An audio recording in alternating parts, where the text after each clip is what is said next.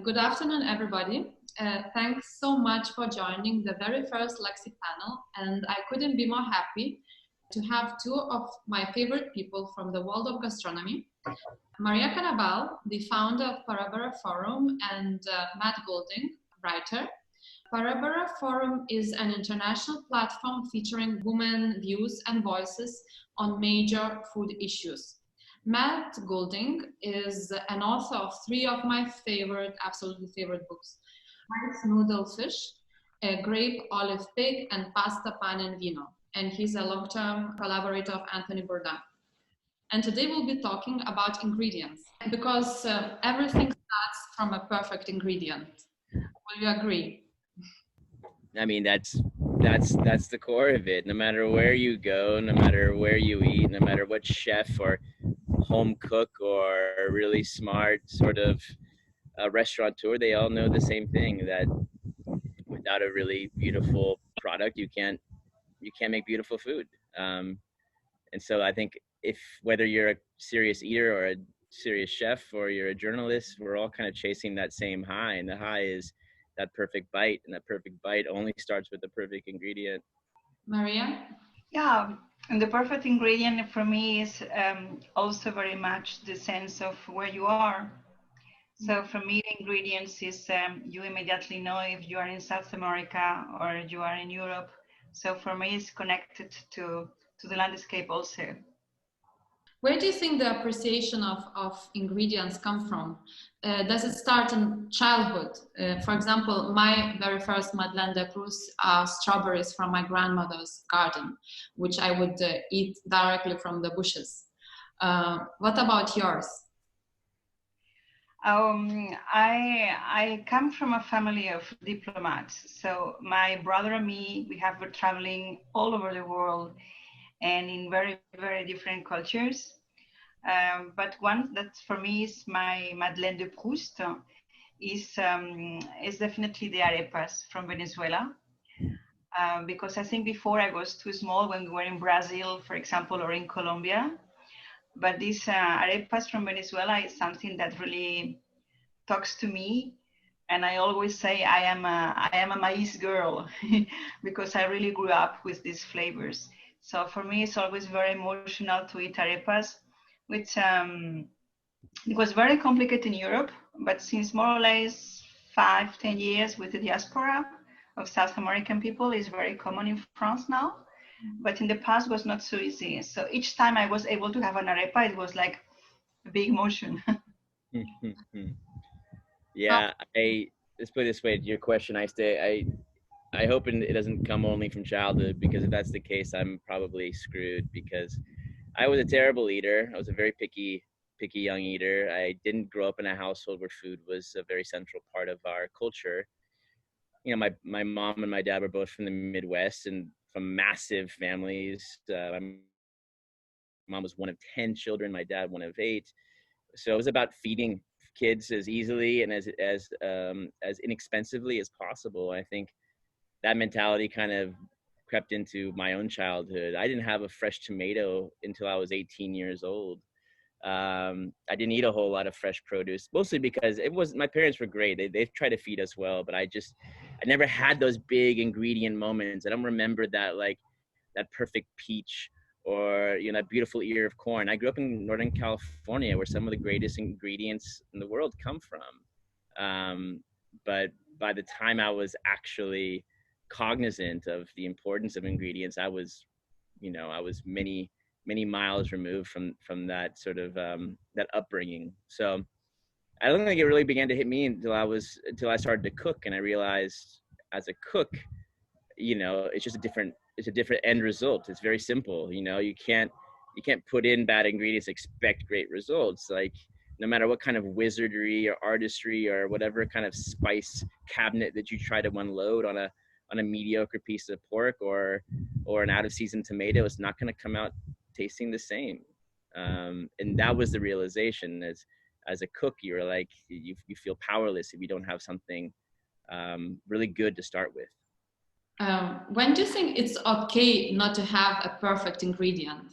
Perfect is a relative word, right? There is no such thing as perfect. We're all, you know, chasing chasing this idea of perfection, but as a relative word, we all have to kind of operate within our own means. And so, if you come from a economically challenged family, your idea of perfect is probably different than if you're able to travel around the world pursuing the best of fine dining, no matter where you go.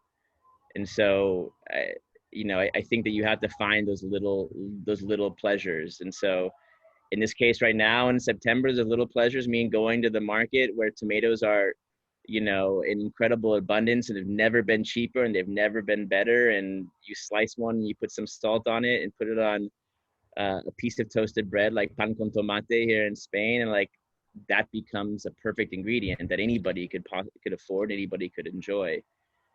But food and eating is a constant compromise, and if you're not compromising, then you're much more fortunate than I am or anybody else that I know.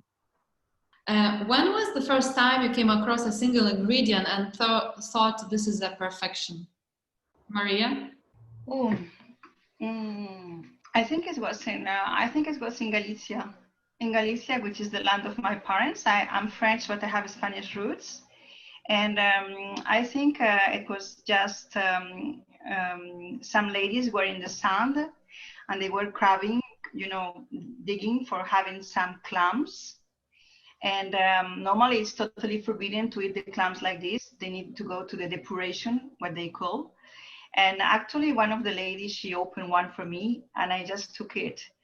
And it was no sand, so I was very lucky. And it was like a wave in the mouth. And for me, it was like so simple. This lady just opened, with a knife and gave to me. Very simple in a beach in Galicia, so it was really perfection, really. I mean, Galicia is the land of perfect ingredients, at least as it comes to the sea. Whether you're eating a percebe, like a barnacle, or you're eating an incredible clam or a navaja or a razor clam, everything that comes off that coast is so close to perfect. For me, I'm going to go the opposite side of the world and the opposite side of the food spectrum. I was living down in South America. I was cooking in Chile, in the Patagonia side, and I took a weekend trip over to Bariloche on the Argentine side to reset my passport because had overstayed my visa, and I went to a steakhouse there in Bariloche after having hiked for like 7 or 8 hours, and you sit down and this place called El Boliche de Alberto, this kind of classic steakhouse. And it was a bife de chorizo, just a beautiful cut of grass-fed beef. And I guarantee that if I went back right now and I ate that same steak, I'd probably say it was fine. It's good. It's a 7 out of 10. But that moment in my life, it was an 11 out of 10 or a 12 out of 10. And that kind of goes back to this question of perfection, right? I mean, the idea of it being subjective, of the idea of it being relative, and the idea of it being circumstantial, right? I mean, we think about what food means to us. Those best meals of our life are never technically on paper necessarily the best meals. It's the surrounding, it's the environment, it's the hunger that you bring to the table, it's the people that you share it with. And so when you eat something like that, it elevates it in your mind in ways that you can never possibly kind of reclaim that idea of perfection. Like your Madeline, basically. It's like that's the same idea. Yeah, it's also the surprise, right? Because it's a very important element, because she just took one open like this and gave to you. It was like so unexpected. So yeah, it's one of the parts of the pleasure. Right. I mean, I think that the more connected you feel to the food that's being served to you, the better shot you have at perfection. Now, whether that means that you're gardening and you're farming tomatoes for the first time, or you're pulling, lettuces out of your own patch of soil. I mean, I'm thinking about this a lot now because I think a lot of people that I know have kind of gotten into gardening during COVID times because, well, so what are we gonna do right now? And so whether it's you yourself or somebody that you know or somebody who's showing you something important to them, it just I think it kind of has all of your synapses, all of your sensorial data in your brain kind of extra focused and extra heightened, telling you that this moment is important. It's important to this person who's serving me this clam, or it's important to this man who's picking this tomato. And that makes us more predisposed to enjoy this at a deep kind of almost animalistic level, where it just feels and tastes and experiences better as a result of all of that. Yeah, absolutely. You have been researching a lot the concept of artisanship and shokunin in Japan. And do you think a perfect dish is a result of the craft or the best sourced ingredients? I mean, I'll take the easy route here. I stay and say a little from column A and a little from column B. But I will say that more and more over the years, I think it comes from the ingredient itself. In Japan, I think Japan is an interesting case, right? Because when you watch the work of a shokunin, you know, a dedicated craftsperson, artisan who takes a very narrow pursuit of life and goes after it to the in pursuit of perfection until the very, very end. That pursuit of perfection basically becomes you know, one long journey to get just a tiny bit better and a tiny bit better and a tiny bit better. And that means, on one hand, making sure that you have the very best access to extraordinary, you know, extraordinary uni from Hokkaido, or the best citrus fruits from Shizuoka, or, you know, everybody in Japan knows exactly where all the very best ingredients come from, not just, you know, the best region or the best prefecture, but the best corner of the street. You know, everyone has kind of figured this out down to a very, very deep level of detail. And I think that the idea then is like, your technique, what you do to that, has to amplify and honor that ingredient. If it does anything to distract from it, then you're cooking more for yourself than you are for your diners. That's when ego gets in the way. And not that chefs sit down and think about, oh, how can I make this more mine? But I think that becomes a natural tendency to think, what are the sauces that I can add? What are the tricks that I can add? What are the garnishes and the beautiful layers that look like I've cooked here? Yeah. When the reality is, a great Japanese chef, when they serve you a plate, oftentimes it looks like it just blew in from nature, like a gust of wind blew that piece of kaiseki perfection onto your plate. That's the goal, right? And that is a form of egoless cooking that's hard to find oftentimes in the Western world. And I would say doing simple is the most difficult. Absolutely. There's nowhere to hide. There's nowhere to hide when you just serve a piece of noroguro that's been salt roasted and there's nothing else on the plate. I mean, your technique and the quality of your product is laid bare before the diner, and that's it. And if you eat through Japan, you know that that's the experience time and time again. Yeah. What do you think, Maria? I totally agree. And it's very interesting because once I was in a kitchen, and actually they got these big tomatoes, you know, it was in September, October, so the very last, it was in Spain. And the chef asked to the brigade with this big tomato, what can we do with this? So all the guys started to say, let's make an agua de tomate, or this, you know, all kind of inventions. And then when they finished, the chef told them, no, you cut it, and that's all. Right. So I think it was, for me, it was very interesting to see how all the brigade was trying to invent to do something really crazy with the tomato. And the chef say, no. And I think the ego is a very important thing. And sometimes it's very interesting how in one dish you can have like 5 techniques, you know, because the guy wants to show you all what he knows. Right. Sometimes it's just exhausting. Yeah, I mean, it's an interesting point you bring up there, Maria, because I think Spain is a really good example where you have a country that I think from the outside looking in, people think about Spain and its culinary culture, at least if they haven't spent a lot of time traveling through here, they think about farinaderia, they think about modernism, they think about the highfalutin techniques and the bells and whistles. And it's very true. Obviously, that's Ferran casts a very large shadow across this country, and a lot of the high-end restaurants here continue to channel a lot of those kind of more theatrical styles of cooking and plating food. But on the other spectrum of it, you have a regional cuisine where product is everything, where my my mother-in-law can talk to me about tomatoes based upon the week in September and the rainfall and the specific area of Catalonia that they come from. There's a level of appreciation to that level, to that quality of ingredient that sometimes gets lost when we think about all those sort of molecular kind of movements.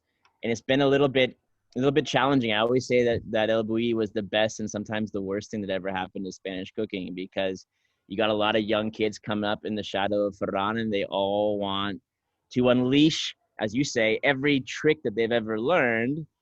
Before they learn how to make a proper tortilla, they want to make you an espuma, a foam, or a spherification, and you're like, make me a great tortilla, and then we'll talk about foams and spherifications. I think this is a good idea for our next podcast, and in the culinary school. If they have no electricity, they don't know how to cook, they don't know how to make a béarnaise. Right. I mean, I think that one of the things that you see in high-end cooking, of course, is that to justify the price tag of a 250 euro tasting menu, there's this feeling that you need to provide to the diner some of those luxury ingredients, right? You got to have some truffles if it's in the winter, or Australian truffles if it's in the summer.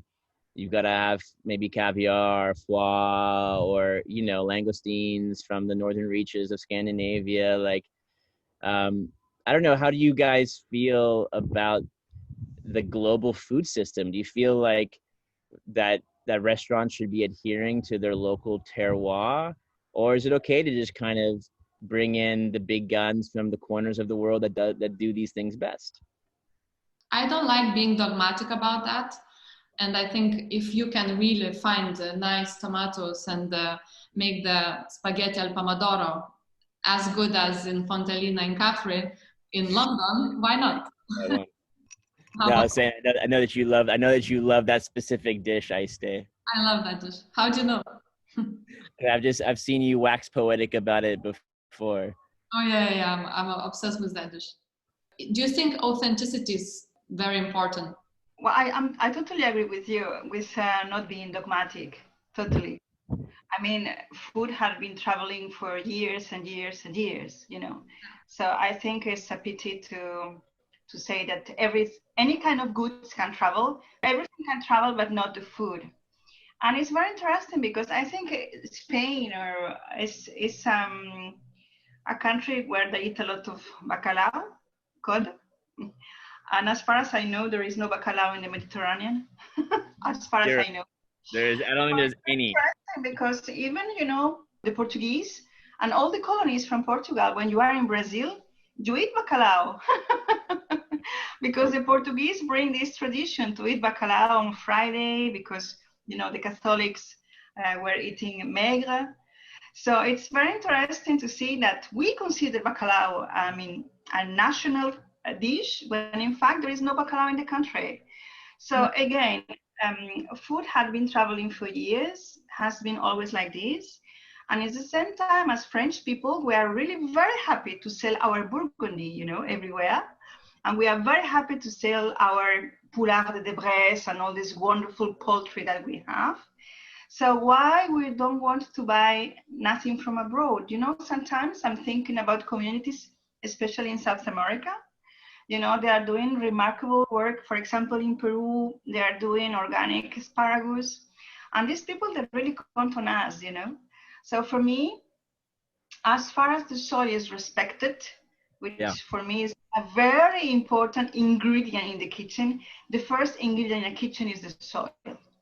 And I like when Matt said before that he knows many friends now growing their own food, because even if you don't have a garden, of course, or if you have a balcony and you can grow a, radish or a lettuce, it's very interesting to see how your food grow.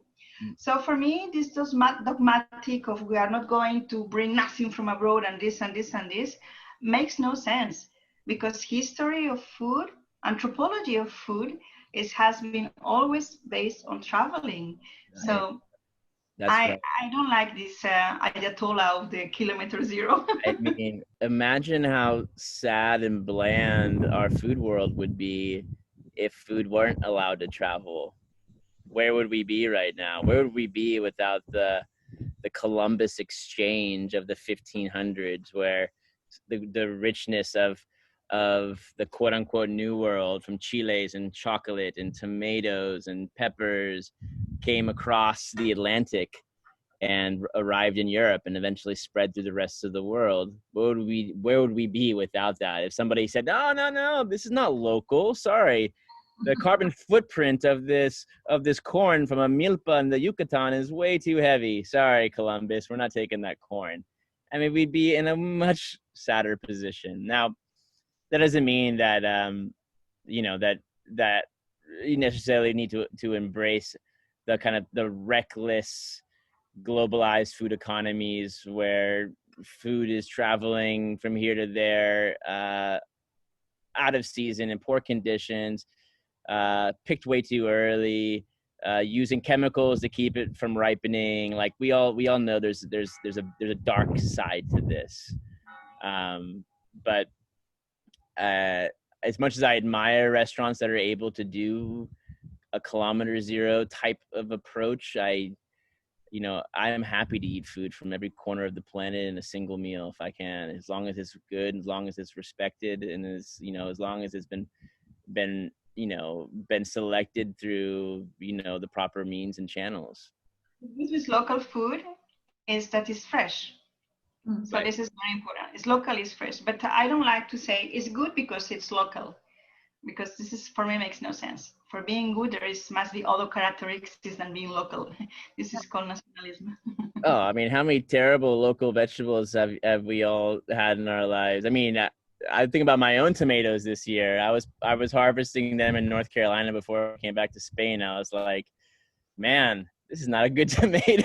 I mean, I gave it my best. I'm really happy that I did it. It was a great experience, but they're missing nitrogen, they're missing sunlight, they're missing something. I just, let's be honest here. So do you think it's okay to eat tomatoes and strawberries in winter, or oysters in summer? It's fine as long as they are perfect. Honestly, I avoid to eat in winter tomatoes. Yeah. And the oysters in summer, just because at least they are not good. They're very milky, and I really don't like very much the oysters in summer. So this is my position. Is like, I avoid Right. it. I think I think we've kind of learned over the years sort of which products do well out of season coming in from different countries, which ones do poorly. Tomatoes, to Maria's point, never feels right eating like a beefsteak tomato in February.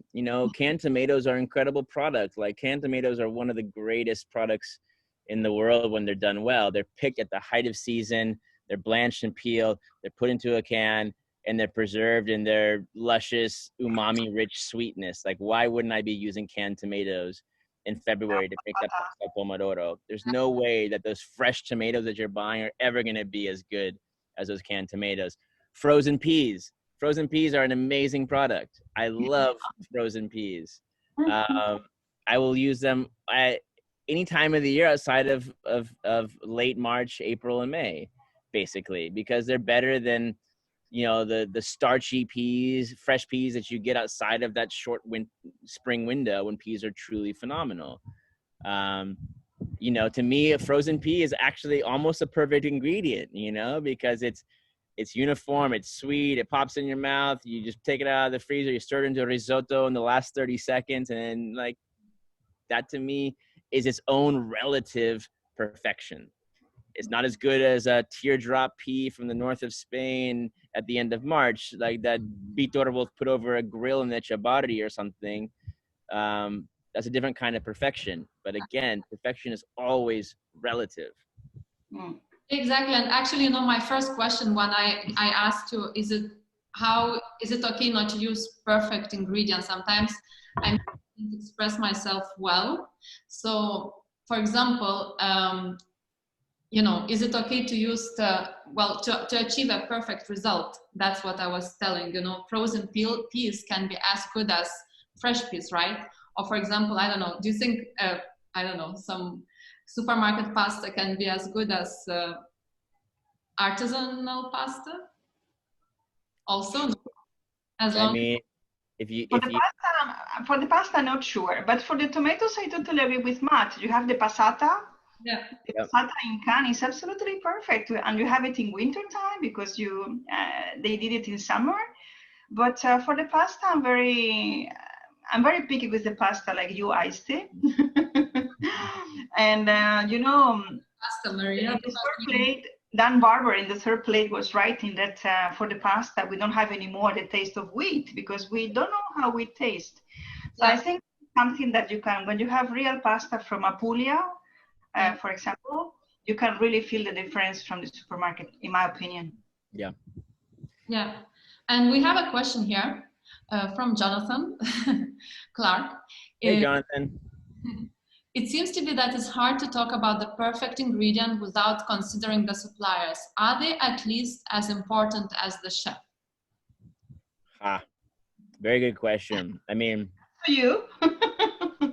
I like that question. It's funny because there's been that talk of like how chefs became the rock stars and now the rock stars are the farmers, and I don't know what's next, but absolutely, they are the beginning of this food chain essentially, and people who dedicate their lives to growing exceptional ingredients are the engine that helps drive good food. Now, we don't know them in most cases. We're so disconnected from the way that our food is grown. And what we have right now, I think in the sort of the last 10 to 15 years, as food has taken on more of a cultural significance for a select group of people, at least, is a sort of a stratification, right? On one hand, we have the industrialized food system growing bigger and bigger and bigger and bigger. On the other hand, we do see people splintering off and kind of returning to the soil, trying to look to the past to find the clues for the future. And that's encouraging. I mean, they still represent a relatively small percentage of sort of sales or contribution in the overall food chain, but people are doing it. And I think, it's always encouraging to see, especially in the United States, where we don't really have a deep food culture, historically speaking. At least in overall, there's certain pockets of that without a doubt, but you're seeing kind of younger people taking on farming, and saying, you know what, like, my challenge right now is to grow the very best tomatoes I possibly can, and then in the winter I'm going to try to grow extraordinary kale and cabbage and apples, and see what I can contribute to, this this very special food chain. So I absolutely agree. It's funny. It's like the same idea that people talk about. Oh, if you eat meat, you should know what it's like to kill an animal. Which, I mean, I guess I know. Philosophically, I guess I agree with that. I do agree that eating vegetables the same way. Like, you should know what it's like to grow. You should know how hard it is to be a farmer. It is extraordinarily challenging work, and the rewards, the margins are so tiny, and the physicality of that work and the endurance that these individuals put in is really truly heroic, and that should be celebrated. That should be recognized, I think, in a as public of a forum as possible. So are the suppliers the new rock stars? I mean, I feel like they have been, at least little, people have known Soren View, for example, who's been the farmer for Noma for years. He's been a kind of a rock star in his, garnishing a plate or doing his or her thing. Like, it's just, never going to be as public, of course, because that work it's the dirty work, literally. So, but I think it's every bit as important, every bit as admirable. Yeah. I will encourage people to ask questions. Ask questions in the restaurants, from where is this coming, you know, and ask questions, because sometimes we don't ask at all, and be noisy about it. If the story is not good, don't pay for it. Same in the shops. Yeah. And you see more and more, you know, you have apps or websites or whatever, no matter where you are in the world, where you can kind of just like look up farms, food market in the middle of a city or whatever. But I can't tell you how many times I end up just like driving up to a farm in the middle of nowhere and just being like greeted with open arms, like, what are you doing here? Oh, come on in. Let me show you how I grow my food. You know, like farming is a very solitary life, but somebody shows up with an appreciation and a desire to buy food directly from its source. That's a lovely thing. And I think that we should be seeking those things out. And there's tools more and more located right on this tiny little box that we carry around in our pockets. So we have another very good question actually from Roy. He's asking, why should we know what's like to grow a vegetable? We don't know what's like to build an app or a car. Because you put it inside your body, first of all. I mean, first of all and last of all, I mean, for me, this is the answer, you know, and sometimes it's also connecting with the price. I don't know what you think, Matt, but we are ready to pay a fortune for a perfume or for a cream. And actually for something you put inside yourself, we don't want to pay the price. And we always say, be surprised when it's cheap, not when it's expensive. Right. So I think, yeah, it's what I said before, ask the question from where it's coming, how it was cultivated. Because sometimes even when you see organic, it's not a warranty, you know, of anything. So if the history is not for you, it's not ethical, or you are not convinced, don't pay for it, don't buy it. So yeah, we need to know about it, because I think we are all concerned about the future of the planet also. So it's important, this concern, to know how was cultivated, from where it's coming, all these kind of things, because we are looking for a better world. Right. I mean, listen, there's a difference between luxury goods and necessities, and food obviously is something that we do 3 times, 4 times, in my case 7 or 8 times a day. It's our fuel, our first line of defense. It's our pleasure. It's the center of all of our existence. And so the more that we know about it, the better in every possible iteration, both from, you know, a nutritional standpoint, from an ethical standpoint, from an environmental, from a political. Food is all of those things, right? It is the lens that connects kind of every piece of society. And so understanding from the very ground level how it comes to be and how it arrives to a market and how it ends up on our plate, I think is important information for us to know. And I think that one thing that has been really, really common, I've been doing a lot of reporting about kind of the future of restaurants in the food world coming out of the pandemic. And the one thing that every single person who's in a position of authority says is, we have to learn to pay more for our food. And that is 1000% true, whether it's in a high-end restaurant, whether it's in a fast food restaurant or a fast casual restaurant, or whether it's the raw ingredients in the market. Western Europe and the US, we spend between 8 and 15% of our annual income on food. That is 1/2 of what our grandparents spent, you know, 50 years ago. It is a tiny fraction of our overall expenditure, you know, in the current model of our consumption. And there's an absolute direct link to how much money we spend on food and the health of us as individuals and the health of our planet, right? And the health of everybody else in the food chain. So restaurant life, restaurant workers, the mental health issues that you see that are associated with that, farm-based suicides that you see across Southern Asia, all of these pieces in the chain are all related to what we're willing to pay for our ingredients. So whether it's a perfect ingredient or an imperfect ingredient, if we're not willing to pay more going forward, the writing is on the wall. Like we're setting ourselves up for certain destruction. We have a saying in French: La terre est très basse, on ne marchande pas les légumes. So the soil is really very down. You don't bargain the vegetables. So I think it's a very nice image. I love that. That is great. When you are with your back at 90 degrees, you know, trying to, you don't ask for a reduction of price. And do you think sustainable and healthy diet is possible for the majority of people, though?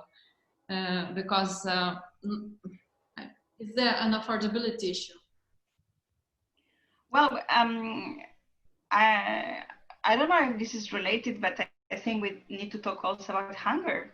And I think it's important when you see all the figures from the United Nations, the first of all is there is enough food for everybody.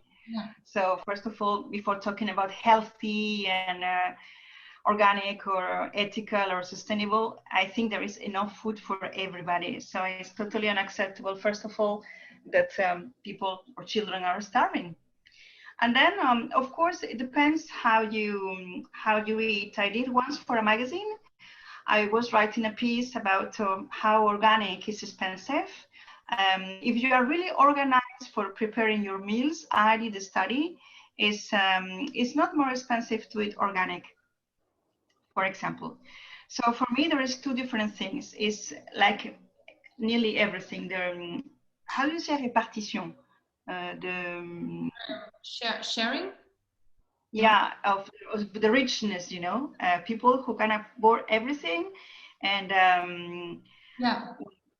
when I was a child, and never, ever, ever any of my colleagues knew that it was, you know, the diabetes for children.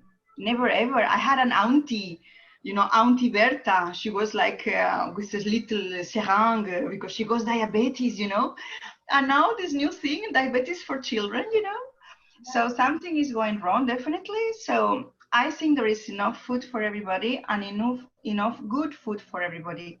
Then what we need to change is all the interest of the industrial companies. And again, when I am talking like I'm a very old lady, but when I was younger, the Coca-Cola was like 30 centiliters, you know, a little bottle like this. And now it's huge. And once you have it in the hand, you drink it or you eat it. So portions are becoming bigger and bigger. And it's, I think there is a real problem. Max said before, when you have good food, it's less expensive because you are in good health. You know, it's really fuel for body. So I think there is enough food, and I think it's possible to eat correctly. And because I know Matt needs to go soon, so maybe I'll ask one more question. What do you think is the future? What do you think the future holds for us? And should we change our eating habits? Should we eat different things? You're like, let me ask one more question. The biggest question of all questions. What does the future hold for us? I like this question at the end of the... No, I mean, honestly, like I will actually kind of return to my last statement, which is about the kind of the true cost of food. You know, it's not just, food is not just the price tag that arrives at the supermarket. It's the social costs. It is the environmental costs, you know, the psychological costs, the political costs. It's all intertwined, and more as time goes on, that this, you know, you can't unpack the complexity of the global food market with the complexity of a globalized world in general. And so as we see all those pieces, if we can't value food, if we can't put it on the same level as our forebears did, as our ancestors did, in terms of what we're willing to pay for it, what we're willing to do for it, then we're going to exacerbate, we're going to intensify this sort of vicious cycle that we're in right now with the way that we consume, the way that we grow, is ultimately damaging the planet and damaging us as individuals. You know, there's beautiful exceptions to all of that right now, and those should be celebrated. I think that we three individually celebrate those as often as possible. as examples of the way that maybe things could be. But the large majority of it, of the food system is very sick, and it needs an extraordinary makeover very, very quickly, because we're on a clock here. We are, if we can't see it through the massive forest fires of the west coast of the United States at the same time as hurricanes, they are directly related to how we eat and the food choices that we make. And so it's incumbent upon us to sort of help people make those connections and understand that the way that they eat is ultimately they're voting for a certain future that they want to be a part of. And then it's incumbent upon politicians and people within the food system to recognize that as well, and that's a heavy, heavy, heavy task. And there are days when I wake up and I feel somewhat, encouraged and enthusiastic about that. But there are more days when I wake up and I feel like that's a big old, it's like the myth of Sisyphus. You're just pushing this rock up a mountain and it falls right back down. So I don't know. I think the more that we can talk about this, the more that we can help people make those connections and realize that it's not just a steak.